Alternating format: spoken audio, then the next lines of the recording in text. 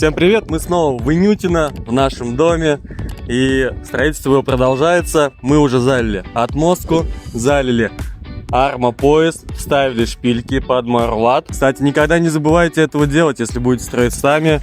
Все, даже если в проекте их нет, а их не было в проекте, об этом надо всегда думать, как вы потом будете к армопоясу крепить Марват. Конечно, 4 шпильки. Они у нас уже вставлены, все есть. Сейчас мы, пока у нас встает бетон, набирает прочность на армопоясе, мы крышу пока не можем собирать, мы собираем перегородки, чтобы не стоять.